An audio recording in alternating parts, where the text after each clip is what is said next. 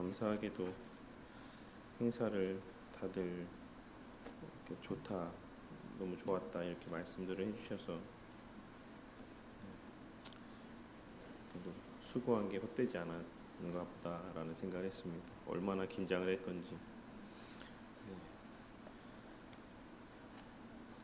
감사하네요. 어쨌든 그런 관계로 저희가 지금 나눠야 되는 내용들을 좀 못 나눴는데 다 볼 수는 없는데 7월 6일 내용에는 신앙법에서 19장 6항 내용이 있습니다. 근데 여기 제목만 말씀드리면 중생한 신자를 향한 율법의 용도와 자세한 기술 이렇게 되어 있어서 이렇게 중생한 사람들에게는 율법이 왜 필요하냐라고 하는 내용들에 대해서 이제 말씀하고 있는데 조금 되게 길어요. 긴데 제가 좀 중요한 뭐 다 알고 있으신 내용이니까 어떤 부분들을 좀 읽어야 되나. 일단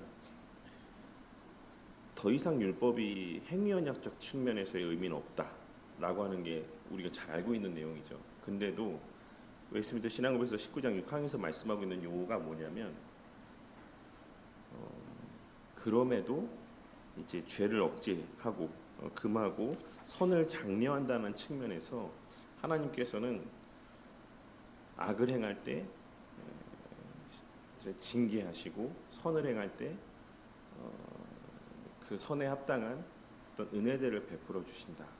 그것이 꼭 공식과 같이 이제 행위언약의 원리와 같이 딱딱 어떤 공식과 같이 주어지는 것은 아니지만 하나님께서 이제 그러한 것들을 우리 가운데 또 장려하시고 억제하시기 위해서 약속하셨고 또 실제적으로 그런 은혜들이나 혹은 심판 징계들이 있다라고 말씀하고 있는 것이 이 내용입니다. 그래서 그 부분의 내용만 잠깐 읽어드리자면 비록 중생자들은 율법이 경고하는 저주에서 해방되었을지라도 율법의 경고는 이들이 죄로 인해 받아야 마땅한 것이 무엇인지 그리고 죄 때문에 어떠한 고통을 여기가 중요합니다.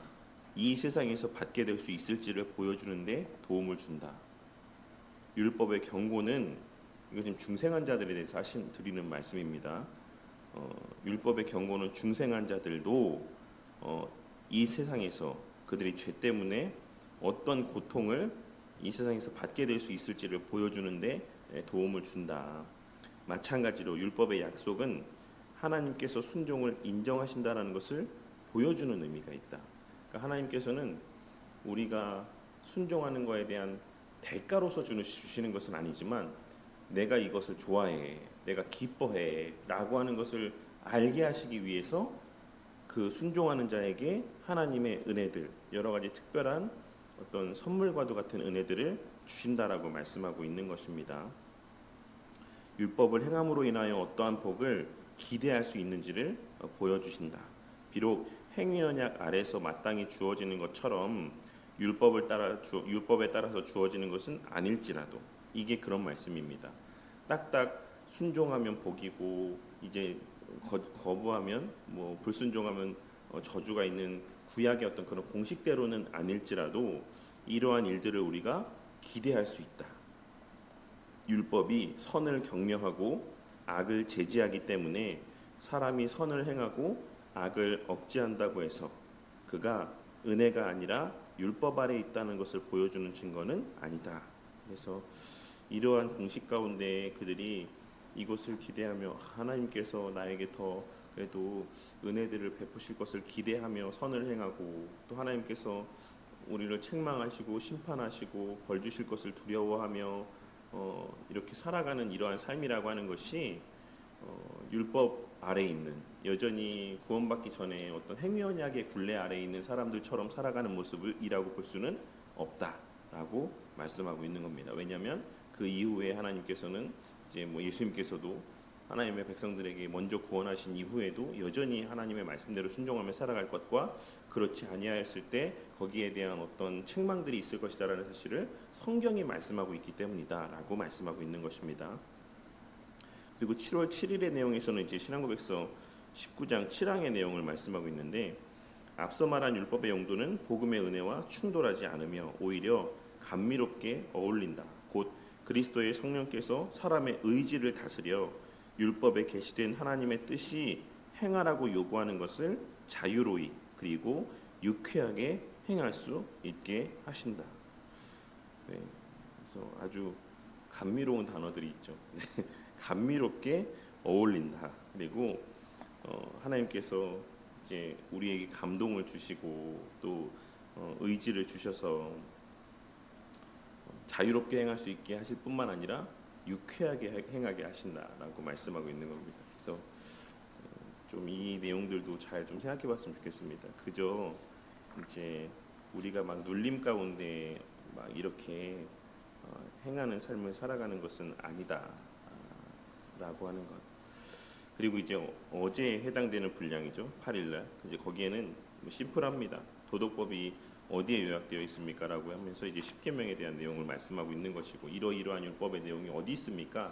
어디서 확인할 수 있습니까?라고 하는 게 이제 십계명에 있습니다라고 이제 어제 분량에서 다루고 있고, 그래서 이제 오늘 분량에서는 그 십계명을 이해하기 위해서, 바르게 이해하기 위해서, 그러니까 십계명의 말씀에서 뭘 말씀하고 있죠? 거듭난 자들에게도 율법이 유효해, 도덕법은 유효해.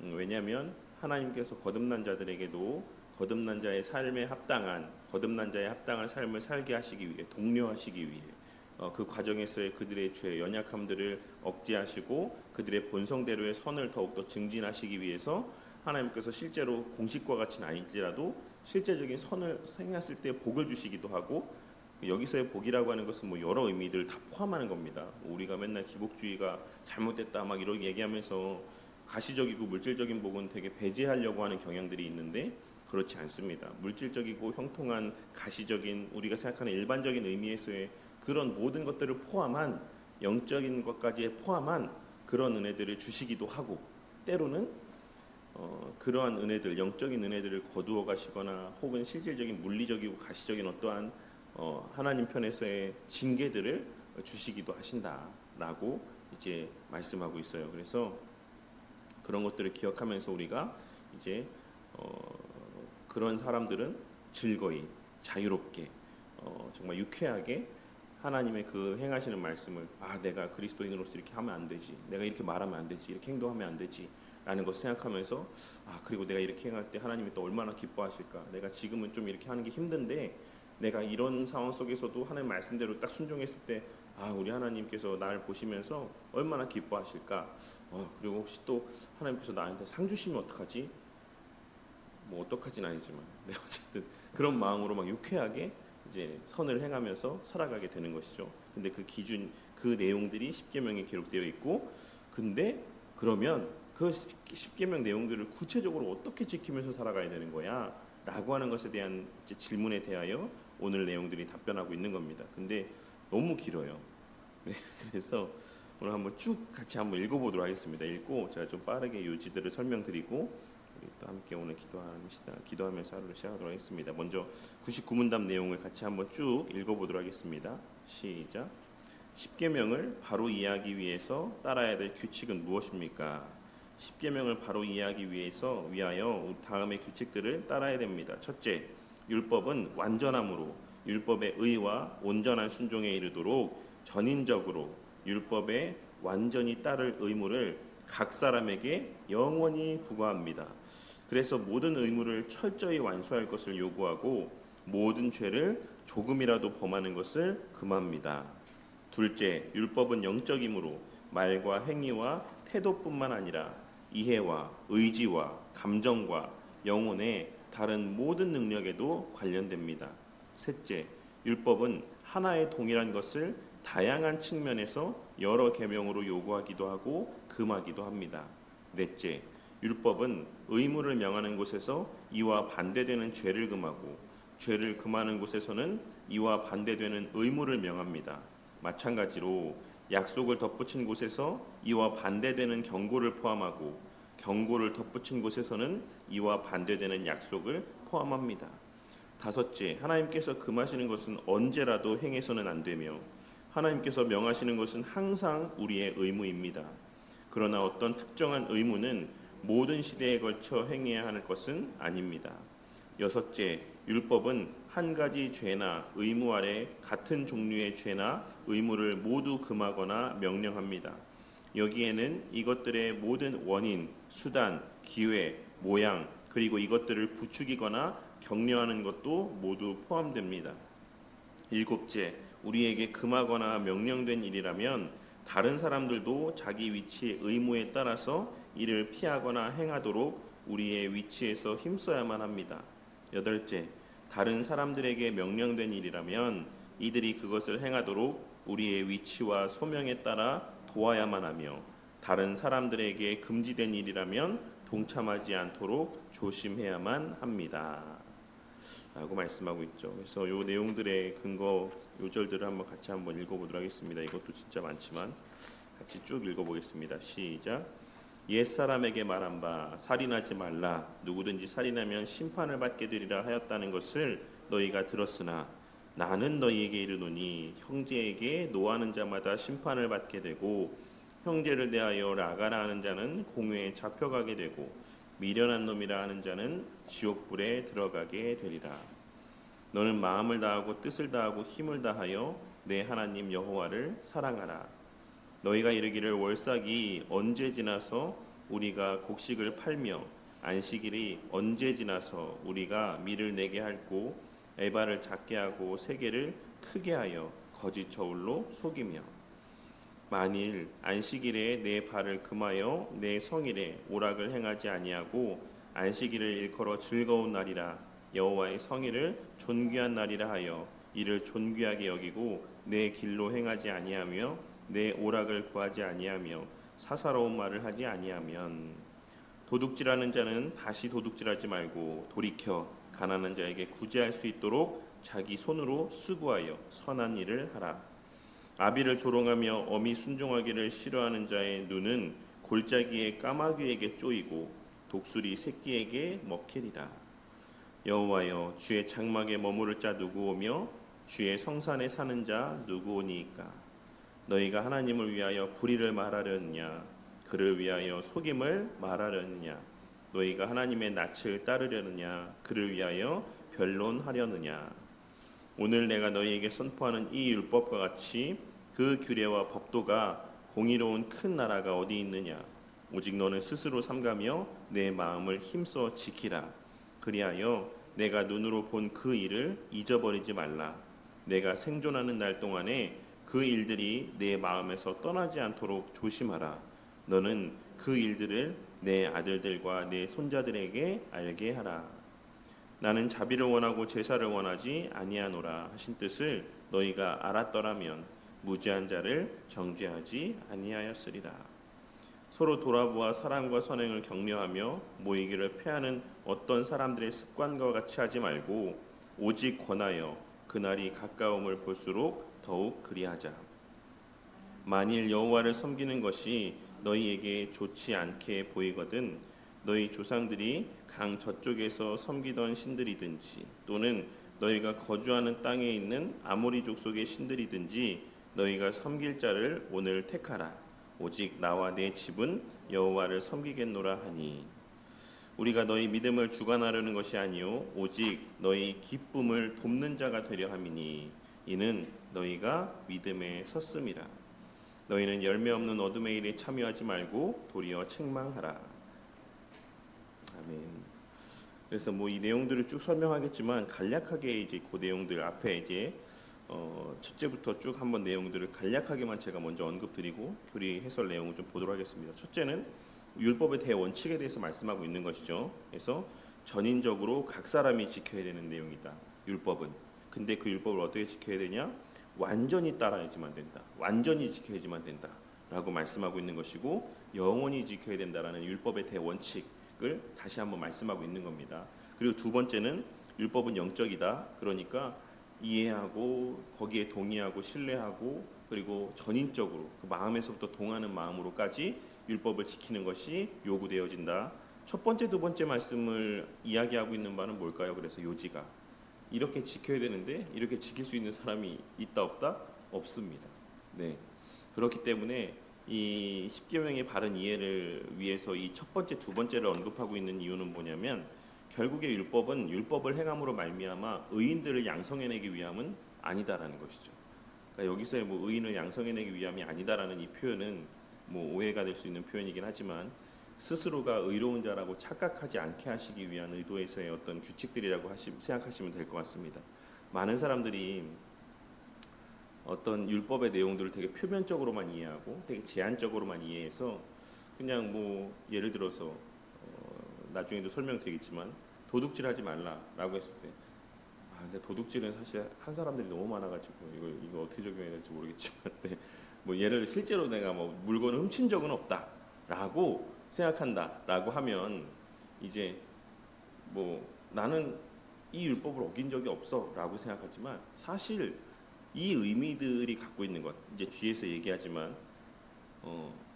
도둑질하지 말라라는 계명이 도둑질하지 않는 행위만 금하는 것이 아니다라는 것을 안다라고 한다면 그들이 그렇게 착각하지 않을 수 있을 것이고 이것을 마음으로까지 동하여서 이제 지켜야 되는 것이다라는 것을 알고 영원히 모든 순간 항상 그래야 된다라는 것을 알고 한다라고 한다면 자기가 감히 나는 율법의 모든 요구를 다 지키는 사람이야라고 착각하며 다른 사람들을 쉽게 정죄하고 판단하는 우를 범하게 되지는 않을 것이다라고 생각을 합니다. 어쨌든 첫 번째, 두 번째는 그래서 율법이 어느 정도를 지켜야 되는 것을 말씀하고 있는지를 기억해.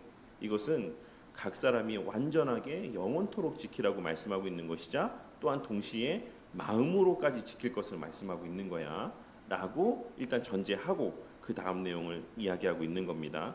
셋째, 율법은 하나의 동일한 것을 다양한 측면에서 여러 계명으로 요구하기도 하고 금하기도 합니다. 그래서 여러 가지 율법의 내용들은 다 긴밀하게 연결되어져 있다. 하나의 율법이 하나만 딱 금하고 있는 것이거나 그것만 동떨어진 어떤 내용들이진 않는다. 그리고 이에 대해서 이제 교리 해설에도 설명드리겠지만 이는 사람의 삶이라고 하는 것 자체가 여러 가지의 이해관계와 여러 가지의 요소들이 긴밀하게 연결되어져 있는 유기적인 삶의 모습이기 때문에 그래. 그래서 율법도 그런 다양한 측면들이 있어라고 말씀하고 있는 것이고 넷째로는 율법은 의무를 명하는 것에서는 이와 반대되는 죄를 금하고 그러니까 말씀드린 거죠.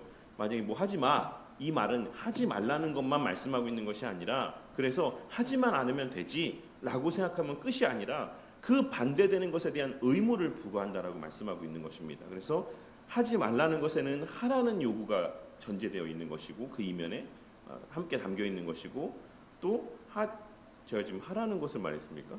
하지 말라는 것을 얘기했죠. 네, 네, 하라는 것에는 하지 말라는 의미가 담겨 있는 겁니다.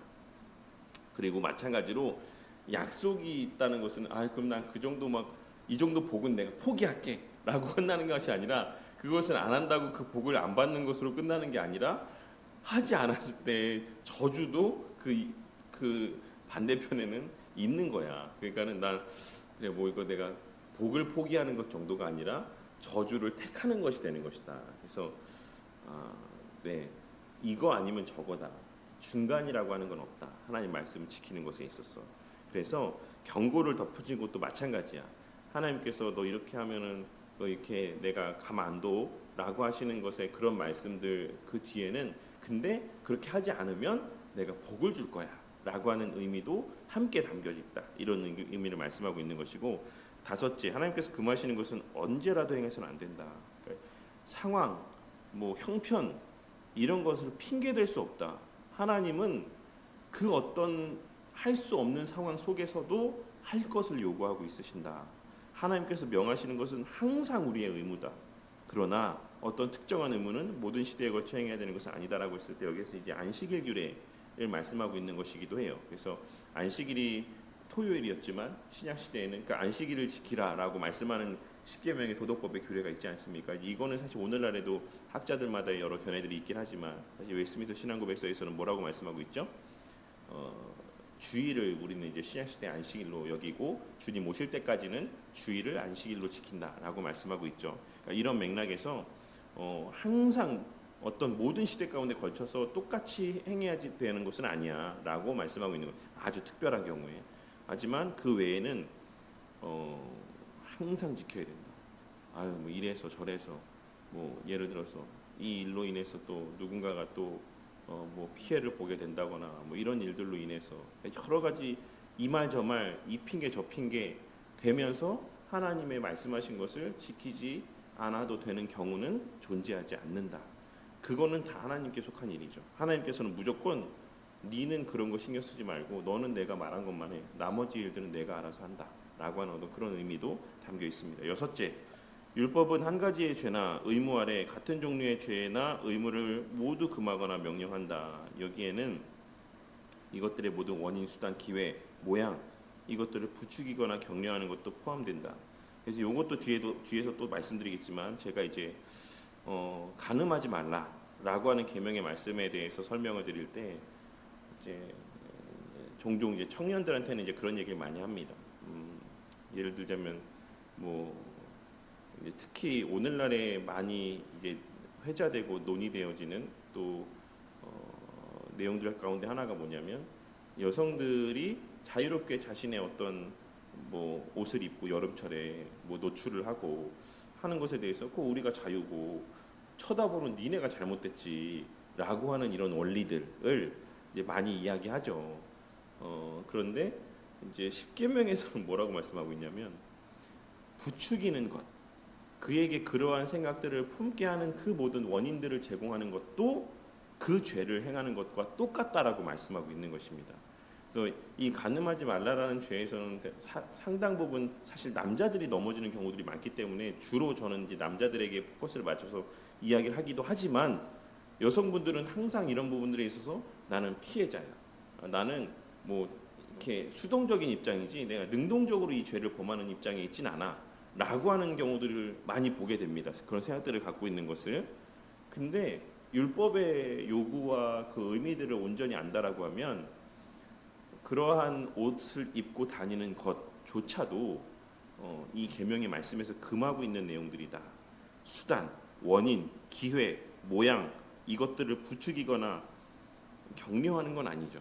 네, 부추기는 행위들 이러한 것들도 다 포함되는 것이다 라고 하는 것을 우리가 안다면 얼마나 우리가 광범위하게 율법의 요구에 가운데 살아가고 있는 자들인지에 대해서 그리고 하나님께서는 얼마나 많은 부분에 있어서의 서로를 위하고 조심하게 하는지에 대해서 알 수가 있습니다. 그리고 일곱 번째는 이제 우리에게 명령된 것이라면 다른 사람도 할 수 있게 해줘야 돼 라고 하는 것. 나에게 요구된 것은 다른 사람도 지킬 수 있게. 근데 이 일곱 번째도 사실 너무 중요하죠. 오늘날 어떻게 생각합니까? 나만 안 하면 되지. 나만 율법대로 살면 되지. 나만 하나님께서 요구하시는 거 하면 살고 나만 하지 말라는 거 안 하고 하면 살면 되지 라고 생각하며 살아가는 사람들을 의외로 보게 될 때가 진짜 많습니다. 근데 하나님께서는 뭐라고 말씀합니까? 너가 해야 되는 일이라면 다른 사람도 할 수 있게 해야 돼. 너에게 금지된 일이라면 다른 사람도 하지 않도록 너희들이 그들을 지켜주고 보호해줘야 돼. 그런 의무가 너희에게 있는 거야 라고 말씀하고 있는 것이고, 마지막 여덟째는 특수한 사람들에게만 요구되어지는 것들도 있죠. 예를 들자면 목사, 예를 들자면 위정자, 특별한 어떤 뭐 직분자나 여러 가지 위치에 특별한 상황 가운데 있는 자들에게만 또 해당되어지는 하나님의 요구들이 있습니다. 그러할 때 그게 그 사람들에게 요구되어진 일이라고 한다면 그들에게 맡겨진 요구들을 잘 이행할 수 있도록 우리가 그렇지 않은 위치에 있는 자들도 도와야 돼. 예를 들자면 목사인 척, 뭐 그리고 위정자인 대통령 이런 사람들, 뭐 저에 대해서는 안 그러시겠지만 아닐까요? 위정자에 대해서는 못마땅스러운 분들도 있지만 저에 대해서는 그러지 않으시겠죠. 저희도 우리 성도님 중에는. 네, 그런데 설령 못마땅스럽다라고 할지라도 뭐 이제 목사에게 있어서는 이제 뭐 그랬을 때 만약 목사의 설교가 못마땅스럽다 이러면 그거에 대해서 막 저 목사님은 왜 설교 저렇게밖에 못할까라고 생각하는 게 아니라 그 사람이 그 위치에서 그 소명에 따라서 잘 행동할 수 있도록 그들 또한도 그 위치에 있지 않은 자들도 자신이 있는 위치에서 자신의 소명에 따라 도와야지만 된다라고 말씀하고 있죠. 그것은 뭐겠습니까? 사실 기도하는 거죠. 우리가 뭐 그렇다라고 해서 대신 내가 대통령이 돼서 해야겠다라고 할 수는 없는 것이고, 또 그런 마음을 먹는다라고 해서 누구나가 또 다 대통령이 될 수 있는 건 아니지 않습니까? 뭐 목사는 그래도 비교적 마음 먹으면 목사가 될 수 있지만 어쨌든 그 위치에 있는 동안에는 그 위치에 있는 자들이 그 맡겨진 역할들을 잘할 수 있도록 마땅히 그 자신의 위치에서의 도리들을 다해야 되는 것도 요구되어지는 일이야. 그리고 그것이 그들에게 금지된 일들이 있다라고 한다면 거기에 동참하지 않도록 해야지만 돼. 이 말이 무슨 말일까요? 위정자들이 만약에 우리의 신앙과 관련된 부분에 있어서의 반대되어지는 하나님 말씀에 반대되어지는 요구들을 할 때에는 그 일에 동참하지 않아야지만 돼. 목사가 설령 이단의 가르침들을 전하고 비성경적인 내용들을 이제 교회 안에서 시행하려고 할 때는 거기에 순종하지 않아도 괜찮아. 동참하지 않도록 해야 돼. 그래서 얘기를 하고 그것이 안 되면 그러니까 이것도 이런 표현이 맞는지 모르겠지만 중이 싫으면 절이 싫으면 중이 떠나는 게 맞습니까? 그 말이 맞습니까? 네, 그래서 그런 거죠. 그래서 거기에 남아서 함께 어쩔 수 없었어. 나는 거기에 있어서 그럴 수밖에 없었어라고 이야기하면서 그곳에 머무르는 것은 합당치 않다. 네, 라고 이제 말씀하고 있는 내용들입니다. 그래서 이런 내용들을 기억하시고 함께 좀 교리 해설의 내용을 보도록 할게요. 첫 번째 규칙은 하나님의 율법의 안전성을 말하고 있는 것이고, 둘째 규칙은 영적이다라는 것을 말씀하고 있는 것입니다. 그래서 결국에는 이제 이 모든 것은 이제 완전하게 지킬 수 있지 않다. 근데 사실 이 영적이라는 것을 이야기하지 않아도 외적인 부분마저도 사실 지키지 않는 사람들이 태반이죠. 태반. 뭐 그렇다고 뭐 저는 다 지키기 때문에 이렇게 얘기하는 건 아닙니다. 저를 포함해서 지금 얘기하는 겁니다. 네. 그러니까 더 나아가서 이렇게 만약에 영적인 것이다라는 것까지 알게 되면 우리가 세상법에 대해서는 어떡하겠습니까? 세상법은 사실 말할 것도 없는 거예요. 세상에 있는 실정법은 말할 것도 없는 겁니다. 근데 우리가 실정법도 어기면서 살아요. 실정법도. 얼마나 그러니까 우리가 악한 겁니까? 그러니까 명시되어 있는 사회적 질서와 어떤 규범들, 불신자들도 지켜야 되는 그러한 의무조차도 우리가 행하지 않고 살아갈 때가 많다라는 겁니다. 근데 하나님의 도덕법은 영적으로 그 마음에 있는 요구되어지는 부분들까지 순종할 것을 말씀하고 있는 것이다. 그리고 셋째 규칙은 서로 연결되어 있다라는 것을 말씀하고 있는 것이죠. 예를 들자면 도둑질하지 말라는 계명은 탐내지 말라는 구계명과 연결되어 있고, 도둑질하는 게 구계명 살인하지 말라라는 계명과 또 그러니까 거짓 증거하지 말라는 계명은 살인하지 말라는 계명 6계명과도 연결되어 있다. 왜냐하면 거짓 증거는 아시죠? 거짓말이라고 생각하지만 거짓말에 대한 규례가 아니다라고 설명을 누차 드렸습니다. 이는 법정에서의 거짓 증언을 하는 것을 말씀하고 있는 것이고, 법정에서의 거짓 증언을 할 때는 둘 중에 하나가인 경우들이 거의 99.9%라고 생각하면 됩니다. 왜?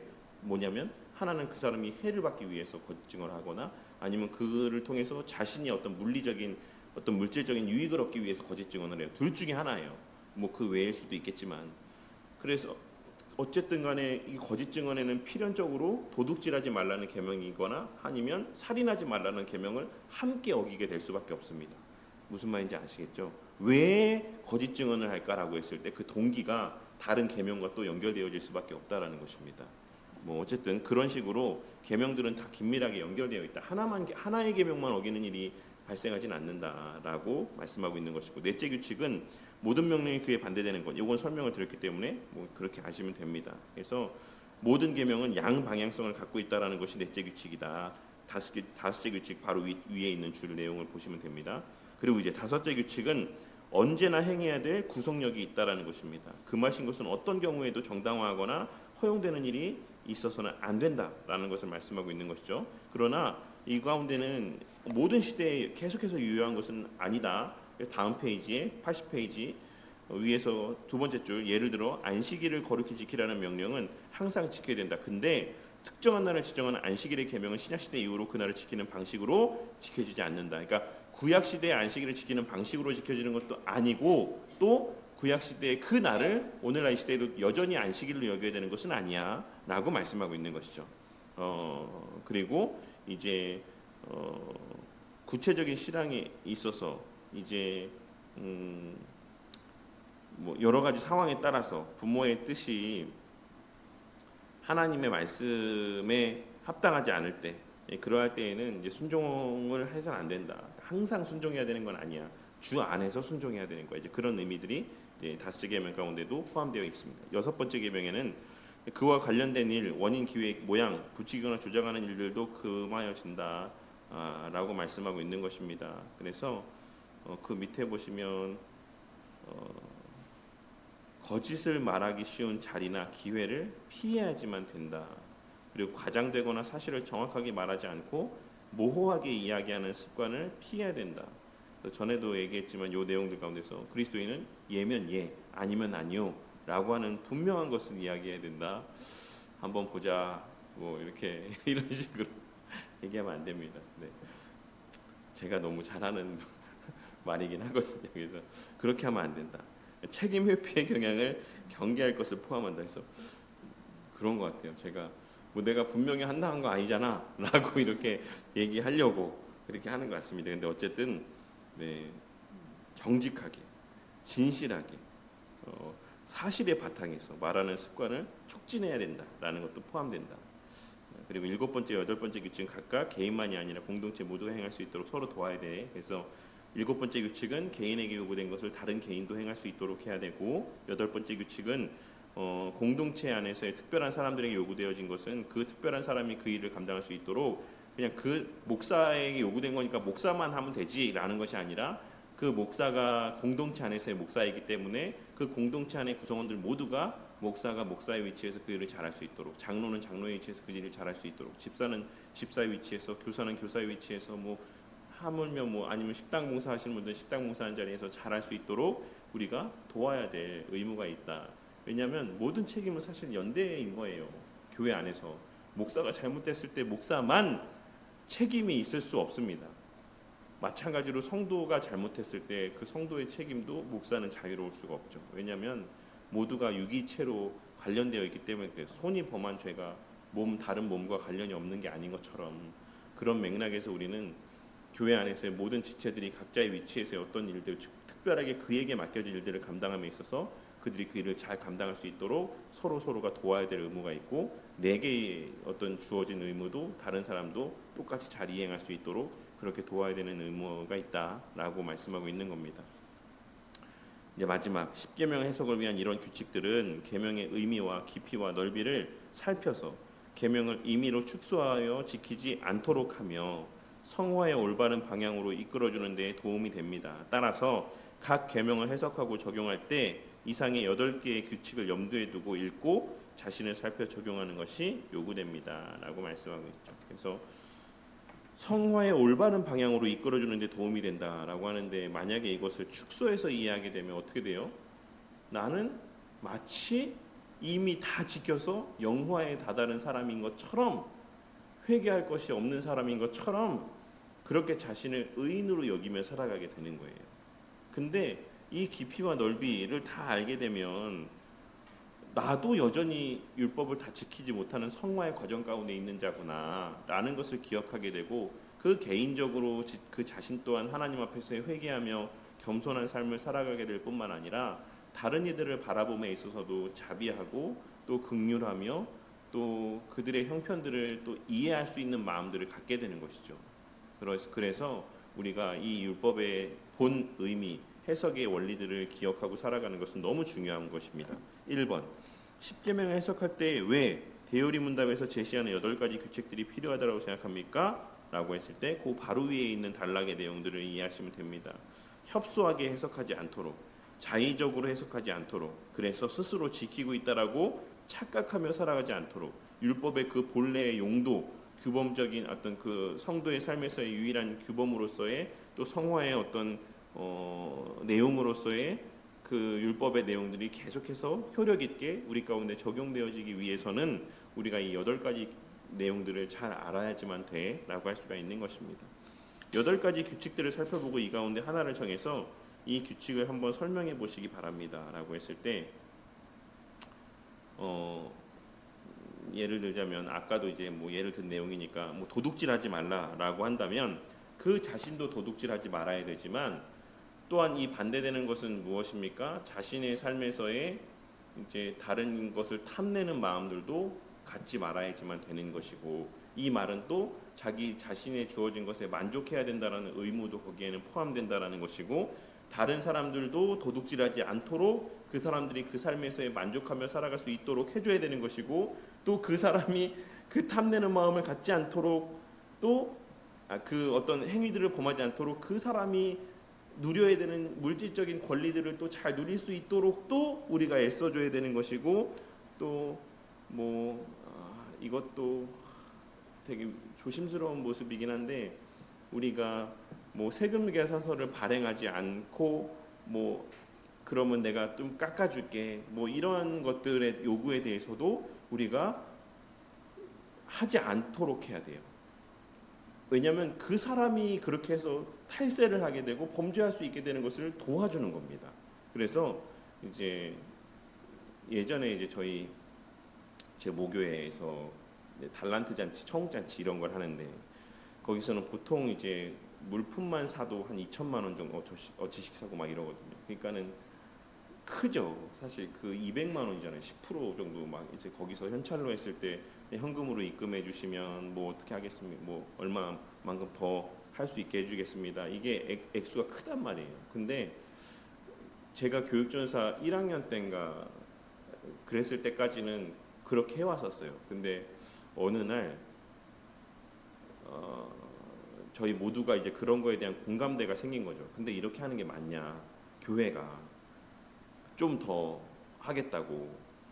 그래서 그런 얘기들이 논의가 돼서 그 다음부터는 교회 전체 모든 지출에 있어서 항상 세금 계산서를 발행을 하고 투명하게 이제 해라, 이런 지침들이 쭉 내려온 적이 있었습니다. 그래서 지금까지도 이제 그렇게 하는 걸로 알고 있는데, 그런 것들, 그러니까 이 하나의 계명에는 하나의 것만 요구되어지는 것이 아닌 사실 많은 부분에서의 내용들이 요구되어지는 부분들이 있다라고 할 수가 있는 것이죠. 마찬가지로 이 간음하지 말라라는 계명에 있어서도 예를 들자면 우리가 주일에 오후 신학 강좌 시간에 나누었죠. 그래서 뭡니까? 거기에는 이제 혼인 관련된 내용들, 그리고 이혼 관련된 내용들을 살피면서도 부부 사이에 부부의 관계를 적극적으로 이제 관계하면서 그것을 누릴 것도 요구되어지는 것이긴 하지만, 이제 이 간음하지 말라는 그런 의미도 있는 겁니다. 상대방 배우자가 이제 제가 최근에도 정말 좀 이렇게 충격적인 소식이긴 했는데, 제가 아는 이제 어떤 분이 이제 그런 일들에 이제 연루되긴 했어요. 근데 거의 그러니까 핑계죠. 제가 그 말을 이제 그럴 수 있어, 그러면 이해가 돼, 이 말을 드리는 게 아니라, 그런 어떤 이런 실질적인 죄를 범하시는 분들의 얘기를 들어보면 하나같이 어떤 얘기를 하냐면, 근데 나 사실 내 배우자랑 관계가 안 좋았어, 이런 얘기를 진짜 많이 합니다. 그러니까 이것은 제가 그분을 정당화하기 위해서 드리는 말씀이 아니에요. 상대방에게도 책임이 없다라고 할 수는 없다라는 겁니다. 그러니까 그러면 성경에서도 남편과 아내가 특별한 이유가 없이는 이렇게 따로 방을 쓰지, 분방하지 못하도록 하는 이런 여러 가지 의미들은 그거에 대한 마땅한 배우자로서의 도리들을 해야 된다는 의미가 있어요. 그리고 더 나아가서 이런 경우도 있죠. 그리고 이제 또 다른 경우에 예를 들어서 그렇게 뭐 부부의 관계가 안 좋았어요. 그러면 이것도 참 제 얼굴에 침 뱉기긴 하지만, 그런 아내분들이 이제 그런 상담들을 누구한테 합니까? 목사들, 교회를 다니는 분들은 이제 목사들한테 많이 해요. 목사들한테 제가 남편과 관계가 안 좋습니다. 뭐 너무 같이 하고 싶지 않습니다. 막 이런 얘기를 하고 뭐 남편의 안 좋은 이야기를 하고 하면은 목사가 어떻게 해야 됩니까? 남편 편에 서가지고 이제 편을 들어주고 또 오해가 불식될 수 있도록 하고 그 아내와 남편의 관계가 다시 돈독해질 수 있도록 목사는 그렇게 노력을 해야 돼요. 그 가운데 아내가 잘못한 부분은 없는가, 이런 얘기들을 하면서 뭐 그렇다고 해서 무조건적으로 남편이 다 옳다 잘했다 편들어주라는 건 아니지만, 그 관계가 깨어지는데 일조하는 게 아니라 그 관계가 다시 회복되는데 목사는 그 어떤 하소연들을 하고 토로했을 때 그런 방향으로 얘기를 해줘야 된다는 거죠. 근데 대다수의 경우는 어떤 경우들이 있냐면 그 아픔을 도닥여 준다는 미명하에 막 남편을 안 좋게 이야기하고 이분을 도닥여 주면서 누구랑 관계가 가까워지는 겁니까? 목사와 그 아내분의 관계가 가까워지는 거예요. 그래서 이 아내분은 목사에게 마음을 갖게 되는 것이고 목사는 그걸 이용해서 또 이제 죄를 범하게 되는 것이죠. 그러니까 이런 것들. 그러니까 설령 거기까지 가지 않아도 어떤 심적인 면에서 아내가 그런 어떤 목사에게 이성적인 감정까지도 갖게 할 정도로 목사가 목사의 위치에서 자신이 마치 남편이라도 되는 양 그 남편이 차지해야 되는 위치들을 자기가 차지하게끔 하는 행위들도 간음하지 말라라는 계명에 어긋나는 행위다라는 겁니다. 항상 우리는 서로가 서로의 가정에 대해서 이제 여러 가지 그런 얘기들을 할 때 왜 문제 없는 가정이 어디 있습니까? 다 어느 정도는 그런 게 있죠. 하지만 그럼에도 그 남편을, 그럼에도 그 아내를 위한 말들을 해주고 그 둘이 서로가 다시금 하나 된 관계를 더 온전히 유지하게 되고 더 회복하게 될 수 있도록 다른 공동체 구성원들이 그에 대한 책임이 있다. 그래서 이것도 지금 뭐라고 할 수 7번째 원칙과도 연결되어지는 것이죠.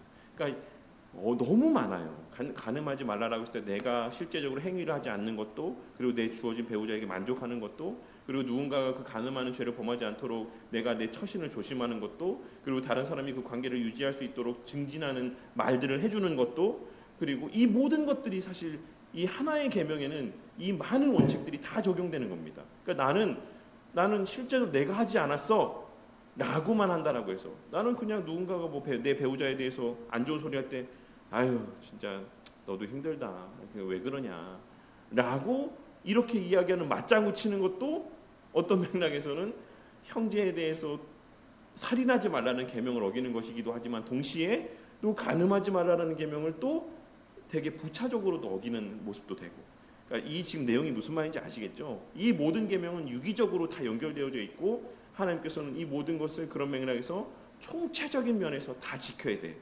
라고 하는 것. 너 하나만 아니고 공동체가 다 지킬 수 있도록 해야 되고, 특정한 위치에 있는 사람은 그 위치에 있는 자리에서 또 마땅히 다른 구성원들이 지킬 수 있도록 의무를 다해야 돼 라고 하는 것을 말씀하고 있는 겁니다. 그래서 사실 이제 이 내용들을 계속해서 또 구체적인 계명들을 말씀드리면서도 설명을 드리도록 하겠습니다. 여러분은 3번 하나님의 계명을 지키기 위해서 외적인 행위뿐만 아니라 내면적으로 계명의 뜻을 이해하고 그 뜻을 행하고자 선택하고 그 뜻을 사랑하는 애착하는 마음을 갖고자 경건의 노력을 하고 있으십니까? 이 말이 무슨 말이냐면 결국 우리가 하나님에게 집중하지 아니하면, 하나님으로 말미암는 참된 기쁨과 만족이 없으면 우리는 그 시선을 다른 데 돌릴 수밖에 없어요. 그리고 그 가운데는 그것이 교회 공동체일 수도 있습니다. 지체일 수도 있죠. 내 딴에는 이웃 사랑하라 했잖아, 형제 사랑해라 했잖아, 그러니까 이렇게 해야 되는 거 아니야? 라고 이야기하는데 실상 거기에는 뭐가 없을 수 있다? 하나님이 없을 수 있다. 하나님은 하지 말라고 했는데 형제를 위한다라는 명목하에 하나님을 배제하고 형제를 위한 사랑만 나타내 보일 수도 있어요. 그러니까 비단 아주 나쁜 것만 말하는 게 아니라 도둑질하고 술 마시고 담배 피고 막 그런 것만 하는 것까지 말하는 게 아니라 하나님이 원하신 것을 하면서도 그 시선이 하나님에게만 온전히 집중되어져 있지 않을 때 하나님을 사랑하면서 형제를 사랑하게 되는 것이 아니라 형제만 사랑하면서 형제 사랑하라고 했잖아 하나님이, 이렇게 말하게 될 수도 있다라는 겁니다. 그래서 우리가 이와 같이 율법을 온전히 지키기 위해서는 그 시선이 언제나 어디에 고정되어 있어야 된다? 하나님에게 고정되고 예수 그리스도에게 고정되어 있어야지만 돼요. 그래서 늘 말씀과 기도, 개인 경건의 삶에 애를 쓰는 자들만이 참된 의미에서의 하나님의 계명의 말씀을 지키는 삶을 살아갈 수가 있는 겁니다. 그렇지 않으면 우리는 얼마든지 교회를 위한다, 형제를 위한다 이런 미명하에 실제로는 계명을 어기는 삶을 살아가는 삶을 살고 있을 수 있다라는 겁니다. 마지막 4번에 그 예시가 다윗이죠. 다윗이 전장에서 물러났을 때 전장은 어떻습니까? 목숨이 수시로 오가잖아요. 매일 전쟁터에서 살아가는 다윗은 그 한날도 내 생명을 보존해 주신 하나님에 대한 감사함의 마음이 있었고 언제나 그 신앙이 깨어 있었죠. 근데 이제 나라가 강하게 돼서 자기가 직접 전쟁에서 발로 뛰지 않아도 되는 상태가 된 거예요. 그래서 자신의 부하들은, 우리아는 가서 지금 전장에서 싸우고 있는데, 피 흘리며 싸우고 있는데 자기 부하들은 자기는 어땠죠? 늦지막히 일어나서 옥상을 거닐다가 눈에 뭐가 들어왔잖아요. 그 아내가 들어오고 음욕이 부릴 듯이 일어나고 실제로 죄를 범하고 더 나아가서 그 죄를 덮기 위해서 또 그 남편을 죽이고 이러한 모습들. 이게 왜 벌어진 일입니까? 그가 늘 주목하던 하나님에게서 그 시선이 벗어난 거죠. 왜? 그가 전장터에 있지 않았으니까. 매일같이 자신의 생명을 보존해 주신 하나님으로부터 그가 좀 멀어져 있었으니까. 그런 모습들을 실제 예들을 우리가 볼 수 있는 겁니다. 여러분은 8가지 규칙들 가운데에서 하나를 정해서 이 규칙을 따라 행한 사례를 제시하고 여러분의 순종을 오늘의 학습에 따라서 설명할 수 있습니까? 이건 진짜 아주 너무 지역적이고 사실 말하기도 유치한 내용이긴 하지만 전에도 말씀드렸던 것처럼 저는 이제 우리 교회 여자 성도님들하고 악수를 하지 않습니다. 신체적인 접촉을 하지 않습니다. 그게 뭐 사실 뭐 대수입니까? 별건 아니죠. 근데 어쨌든 간에 미연에 이제 모든 것들을 좀 이렇게 하고 맞고 그리고 이제 단둘이 이제 신방을 하지 않고 또 밀폐된 공간에 있지 않고 은밀한 공간에 가지 않고 제가 아는 또 이제 어떤 목사님이 이제 어느 지역에 있는 되게 큰 규모의 이제 교회 담임 목사님이었는데 그래도 뭐 저기 화곡동에 있는 그 교회보단 낫죠. 그 교회는 젊은 여자 권사님하고 담임 목사가 뭐 모텔을 수시로 들락날락했는데 모텔에서 나오고 있는 거를 붙잡았더니 그 장로 한 분이 이제 기다리고 서 있다가 나오는 걸 붙잡았더니 한다는 말이 같이 기도를 하고 왔다 이런 얘기를 하고 또 어떤 목사님은 자신의 교회 여자 교육자하고 매일 아주 은밀한 지하 주차장에 차를 아주 으슥한 곳에 주차를 하고 오랫동안 항상 주기적으로 이렇게 있으셨던 거예요. 그래서 왜 그랬냐 했더니 그곳에서 둘이 기도를 했다. 기도의 시간을 둘이 가졌다. 이런 것들. 뭐 기도했을 수도 있어요. 그러면 자유합니까? 아니죠. 이렇게 그럴 만한 기회들을 다 미연에 방지해야 되고 하는 것들이 있죠. 그러니까 내가 실제적으로 행하지만 않으면 돼.